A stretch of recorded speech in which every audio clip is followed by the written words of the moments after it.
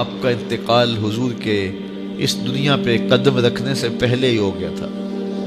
ابھی شکم مادر میں تھے کہ حضرت عبداللہ کا انتقال ہو جاتا ہے. در یتیم پیدا ہوئے. 6 سال کی عمر میں ابوا کے مقام پر ریت کے ٹیلے آئے تو وہاں سیدہ آمنہ کی طبیعت خراب ہو گئی. اور پھر لمحے بھی زندگی کے آخری ہیں. سیدہ آمنہ نے محسوس کر لیا کہ یہ میری آخری سانسیں.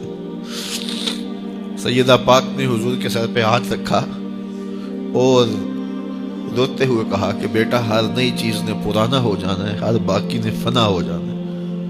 میں بھی جا رہی ہوں. وَذِكْرَ بَاق وَوَلَدْتُ طُهْرًا، لیکن میرا ذکر نہیں مٹے گا، اس لیے کہ تیرے جیسا ستھرا بیٹا چھوڑ کے جا رہے ہیں.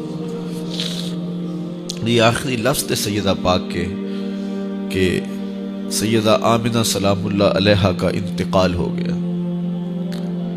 خیر، حضور ماں سے لپٹ گئے. امی آپ آگے بولتی نہیں ہیں، لیکن خاموش ہو گیا تھا چمن بولتا. حضور نے وہیں پھر اپنی ماں کی تدفین کی. تدفین کے بعد ام ایمن کے ساتھ سواری پر بیٹھ جاتے ہیں اور چمٹ جاتے ہیں ام ایمن کے ساتھ، اور وہ جا کے حضرت عبد المطلب کے سپرد کر دیتی ہیں. تو حضرت عبد المطلب حضور کو آغوش میں لے کے بڑا روئے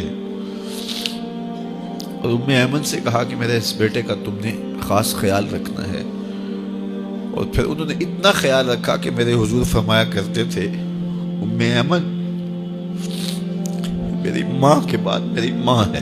2 سال کے بعد حضرت عبد المطلب کا بھی انتقال ہو گیا.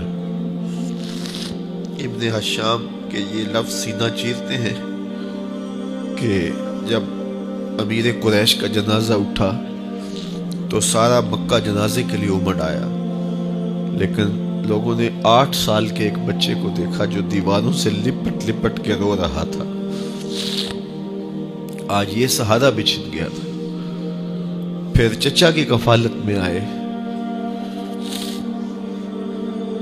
پھر ایک وقت آیا کہ وہ بھی اس دنیا کو چھوڑ گئے، اور اسی سال حضور کی اہلیہ کا انتقال بھی ہوا، اور اس سال کا نام عام الحزن، دکھوں کا سال رکھا.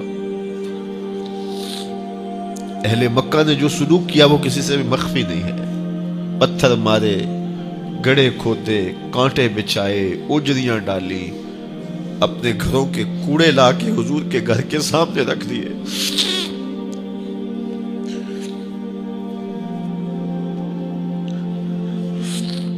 یہ کس چیز کی سزا دے رہے تھے میرے حضور کو؟ میرے حضور علیہ السلام نے پھر طائف کا سفر کیا کہ شاید وہ لوگ میری بات کو سن لیں، لیکن انہوں نے جو دردناک سلوک کیا وہ بھی تاریخ کا ایک انتہائی دردناک باب ہے. انہوں نے اوباشوں کے ہاتھوں میں پتھر دیے، اور جس راستے میں میرے حضور نے گزرنا تھا ان کو اس راستے پہ کھڑا کر دیا اور کہا ان پہ سنگ زنی کرو. اور وہ آقا کریم پہ پتھر مارتے، حضور کے پاؤں پہ پتھر مارتے. آقا کریم علیہ السلام پاؤں اٹھاتے تو وہ دوسرے پاؤں پہ مارتے. پھر حضور شدت درد سے بیٹھ جاتے تو ان کے 2 گھنڈے دائیں بائیں سے آگے بڑھتے اور حضور کو کندھوں سے پکڑ کے اٹھاتے، پھر سنگ باری کرتے.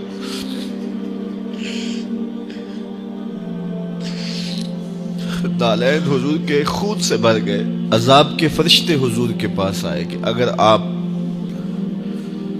بد دعا بول دیں تو ابھی ہم ان پہاڑوں کو جوڑ دیتے ہیں اور یہ طائف کے لوگ پس جائیں گے. ان پہاڑوں کے درمیان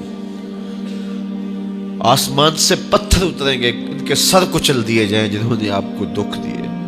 اب صحابہ جو ساتھ تھے انہیں بھی شدید آرزو تھی کہ حضور ان کے لیے بد دعا کریں، انہوں نے بڑا دکھ دیا. تو پھر حضور کے ہاتھ اٹھ گئے.